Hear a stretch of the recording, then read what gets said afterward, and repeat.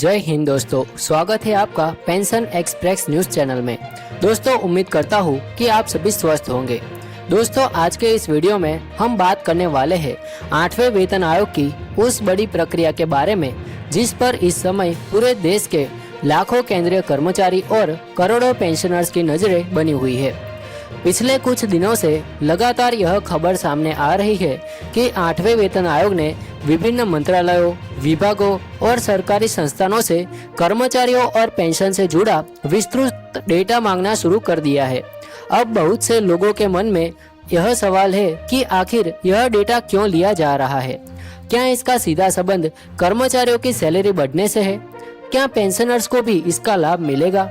क्या इसी डेटा के आधार पर फिटमेंट फैक्टर तय किया जाएगा?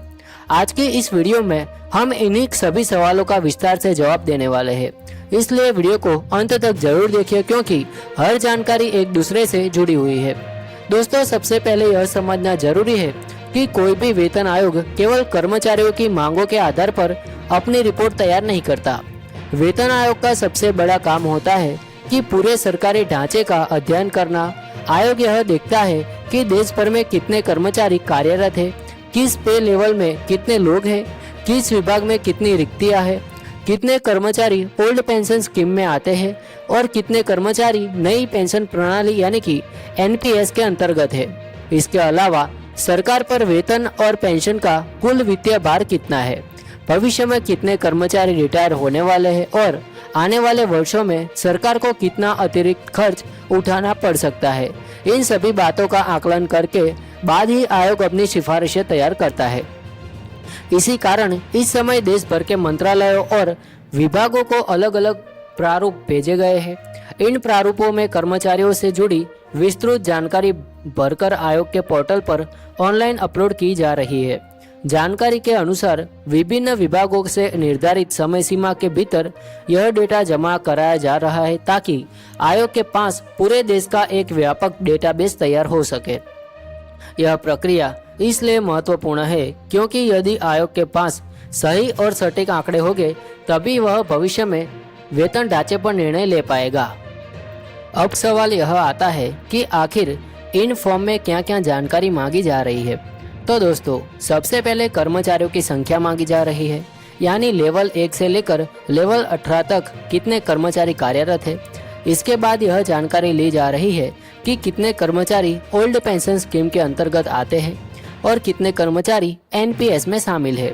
इसके अलावा विभागवार रिक्त पद, कैडर की स्थिति, जीपीएफ से जुड़ी जानकारी, कर्मचारी की नियुक्ति, भविष्य के रिटायरमेंट और सरकार पर पड़ने वाले वित्तीय भार का भी आकलन किया जा रहा है। सरल शब्दों में कहे तो आयोग पूरे सरकारी सिस्टम की वर्तमान तस्वीर तैयार कर रहा है। दोस्तों, अब यहाँ सबसे महत्वपूर्ण बात यह है कि इस डेटा का फायदा आखिर कर्मचारियों और पेंशनर्स को कैसे मिलेगा। देखिए, जब आयोग के पास पूरे देश का डेटा एकत्र हो जाएगा तब वह यह विश्लेषण करेगा कि वर्तमान वेतन संरचना में किन क्षेत्रों में सुधार की जरूरत है। आयोग यह भी देखेगा कि किस पे लेवल में सबसे ज्यादा कर्मचारी है, किस विभागों में असमानता है, किन भत्तों में बदलाव की आवश्यकता है और किन पदों पर नई संरचना बनाई जानी चाहिए। इसके आधार पर नई पे मैट्रिक्स तैयार करने की प्रक्रिया आगे बढ़ेगी। यानी डेटा केवल रिकॉर्ड रखने के लिए नहीं लिया जा रहा, बल्कि यह आंकड़े का आगे चलकर आयोग की सिफारिशों की नींव बनेंगे। अब बात करते हैं कर्मचारियों के संभावित लाभ की। यदि 8वें वेतन आयोग की सिफारिशें लागू होती है तो कर्मचारियों की बेसिक पे में संशोधन हो सकता है, नई पे मैट्रिक्स लागू की जा सकती है, फिटमेंट फैक्टर तय किया जा सकता है, विभिन्न भत्तों और एचआरए, ट्रांसपोर्ट अलाउंस और अन्य भत्तों में भी संशोधन संभव है। हालांकि यह स्पष्ट कर देना जरूरी है कि अभी तक आयोग ने किसी भी फिटमेंट फैक्टर या वेतन वृद्धि का आधिकारिक आंकड़ा जारी नहीं किया है, इसलिए सोशल मीडिया पर चल रहे किसी भी निश्चित आंकड़े पर आंख बंद करके भरोसा नहीं करना चाहिए। दोस्तों, अब बात करते हैं पेंशनर्स की। लाखों पेंशनर्स इस समय जानना चाहते हैं कि क्या उन्हें भी 8वें वेतन आयोग का लाभ मिलेगा। दोस्तों, यदि सरकार आयोग की सिफारिशों को स्वीकार करती है तो सामान्य प्रक्रिया के अनुसार पेंशन में भी संशोधन किया जाता है। बेसिक पेंशन का पुनर्निर्धारण किया जा सकता है और फैमिली पेंशन में भी आवश्यक बदलाव किए जा सकते हैं। लेकिन यह सब आयोग की अंतरिम रिपोर्ट और सरकार के निर्णय पर निर्भर करेगा। इसलिए फिलहाल किसी भी निश्चित राशि या निश्चित फिटमेंट फैक्टर का दावा करना उचित नहीं होगा। दोस्तों, अभी आयोग की प्रक्रिया शुरुआती चरण में है। पहले डेटा एकत्र किया जाएगा, फिर उसका विश्लेषण होगा। इसके बाद कर्मचारी संगठनों, पेंशनर संगठनों, विभिन्न मंत्रालयों के साथ विस्तृत चर्चा की जाएगी। उसके बाद आयोग अपनी रिपोर्ट तैयार करेगा और सरकार को सौंपेगा।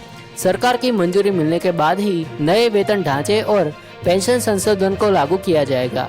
इसलिए अभी सबसे जरूरी बात है यह है कि सभी कर्मचारी और पेंशनर्स केवल आधिकारिक सूचनाओं पर भरोसा रखें और किसी भी अफवाह पर विश्वास न करें। दोस्तों, अब यहाँ एक और महत्वपूर्ण सवाल आता है कि क्या केवल डेटा कलेक्शन पूरा हो जाने से तुरंत 8वें वेतन आयोग की रिपोर्ट आ जाएगी? तो इसका जवाब है नहीं। डेटा कलेक्शन केवल पूरी प्रक्रिया का एक महत्वपूर्ण चरण है। इसके बाद आयोग इस पूरे डेटा का अध्ययन करेगा, अलग अलग मंत्रालयों और विभागों से प्राप्त जानकारी की तुलना करेगा और यह समझने की कोशिश करेगा कि किन क्षेत्रों में सबसे ज्यादा सुधार की आवश्यकता है। अगर किसी विभाग की ओर से जानकारी अधूरी होगी या किसी विषय पर स्पष्टीकरण की जरूरत होगी तो आयोग दोबारा भी जानकारी मांग सकता है। यानी यह प्रक्रिया केवल एक बार में पूरी होने वाली नहीं है, बल्कि कई चरणों में आगे बढ़ेगी। दोस्तों, बहुत सारे कर्मचारी यह भी पूछ रहे हैं कि क्या इस डेटा के आधार पर फिटमेंट फैक्टर पहले से तय हो चुका है। देखिए, अभी तक ऐसी कोई आधिकारिक जानकारी सामने नहीं आई है कि आयोग ने किसी निश्चित फिटमेंट फैक्टर का सहमति बना ली हो। सोशल मीडिया पर 1.92, 2.08, 2.28 या इससे भी अधिक फिटमेंट फैक्टर के कई दावे किए जा रहे हैं, लेकिन अब जब तक आयोग अपनी आधिकारिक रिपोर्ट प्रस्तुत नहीं करता और सरकार उस पर निर्णय नहीं लेती, तब तक किसी भी संख्या को अंतिम मान लेना सही नहीं होगा। इसलिए आप केवल विश्वसनीय और आधिकारिक जानकारी पर ही भरोसा करें। अब बात करते हैं उन कर्मचारियों की जो इस समय नई पेंशन प्रणाली यानी एनपीएस के अंतर्गत कार्य कर रहे हैं। बहुत से एनपीएस कर्मचारी यह जानना चाहते हैं कि क्या 8वें वेतन आयोग उनकी पेंशन व्यवस्था पर भी कोई सिफारिश करेगा।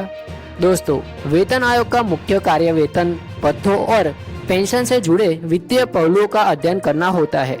यदि आयोग को आवश्यकता महसूस होगी कि वह एनपीएस से जुड़े कुछ जुड़े वित्तीय पहलू का अध्ययन करना होता है, यदि आयोग को आवश्यकता महसूस होती है तो वह एनपीएस से जुड़े कुछ सुझाव भी सरकार को दे सकता है। हालांकि एनपीएस और ओपीएस से संबंधित नीतिगत निर्णय अंततः सरकार के स्तर पर लिए जाते हैं, इसलिए इस विषय पर भी अंतिम तस्वीर आयोग की रिपोर्ट आने के बाद ही साफ होगी। अब एक और महत्वपूर्ण मुद्दा है भत्तों का। अक्सर देखा गया है कि जब भी नया वेतन आयोग लागू होता है तो केवल बेसिक पे में ही बदलाव नहीं होता, बल्कि कई प्रकार के भत्तों की भी समीक्षा की जाती है, जैसे हाउस रेंट अलाउंस यानी HRA, transport allowance, children education allowance, high area allowance और अन्य विशेष भत्ते। आयोग यह देखता है कि वर्तमान समय में महंगाई, जीवन यापन की लागत और कर्मचारियों की वास्तविक जरूरतों के अनुसार इन भत्तों में कितना बदलाव होना चाहिए। इसलिए यह कहना गलत नहीं होगा कि डेटा कलेक्शन केवल बेसिक वेतन तक सीमित नहीं है, बल्कि पूरे वेतन ढांचे का अध्ययन करने के लिए किया जा रहा है। दोस्तों, पेंशनर्स के लिए भी यह समय काफी महत्वपूर्ण है, क्योंकि आयोग के सामने यह चुनौती होगी कि बढ़ती महंगाई के बीच सेवानिवृत्त कर्मचारियों को किस प्रकार बेहतर राहत दी जाएगी। लाखों पेंशनर्स की उम्मीदें 8वें वेतन आयोग से जुड़ी हुई है। हालांकि अभी यह कहना जल्दबाजी होगी कि पेंशन कितनी बढ़ेगी या किस फॉर्मूले में संशोधित होगी, लेकिन इतना जरूर कहा जा सकता है कि आयोग के पास जितना बेहतर डेटा होगा, उसकी सिफारिशें उतने ही व्यावहारिक और संतुलित हो सकती है। अब आगे की संभावित टाइमलाइन की बात करें तो आने वाले महीनों में आयोग विभिन्न कर्मचारी संगठनों, पेंशनर संगठनों और विशेषज्ञों के साथ बैठकें जारी रख सकता है। इसके बाद प्राप्त सुझावों और डेटा का विस्तृत विश्लेषण किया जाएगा।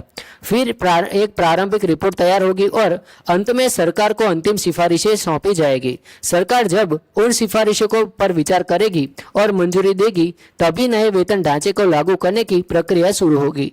इसलिए अभी कर्मचारियों और पेंशनर्स को थोड़ा धैर्य रखने की आवश्यकता है। दोस्तों, हमारी हमेशा यही कोशिश रहती है कि आपको बिना किसी अफवाह और बिना किसी बढ़ा चढ़ाकर किए दावों के केवल तथ्यात्मक और भरोसेमंद जानकारी दी जाए। इंटरनेट पर इस समय 8वें वेतन आयोग को लेकर कई तरह की खबरें वायरल हो रही है। कहीं कहा जा रहा है कि फिटमेंट फैक्टर तय हो गया है, कहीं कहा जा रहा है कि वेतन 2 गुना होने वाला है और कहीं अलग अलग तारीखों को लेकर दावे किए जा रहे हैं। लेकिन जब तक सरकार या आयोग की ओर से आधिकारिक सूचना जारी नहीं होती, तब तक ऐसी खबरों को अंतिम सत्य नहीं माना जा सकता। इसलिए आप सभी से अनुरोध है कि किसी भी वायरल पोस्ट या अपुष्ट खबर पर भरोसा करने से पहले उसके आधिकारिक स्रोत की जरूर जांच करें। दोस्तों, जैसे जैसे 8वें वेतन आयोग की प्रक्रिया आगे बढ़ेगी, हम आपको हर नई अपडेट सबसे पहले और आसान भाषा में समझाते रहेंगे। चाहे बात डेटा कलेक्शन की हो, फिटमेंट फैक्टर की हो, नए पे मैट्रिक्स की हो, पेंशन संशोधन की हो या फिर डीए और अन्य भत्तों की, आपको हर महत्वपूर्ण जानकारी सबसे पहले पेंशन एक्सप्रेस मिलती रहेगी। वीडियो देखने के लिए आपका खूब खूब धन्यवाद। जय हिंद, वंदे मातरम।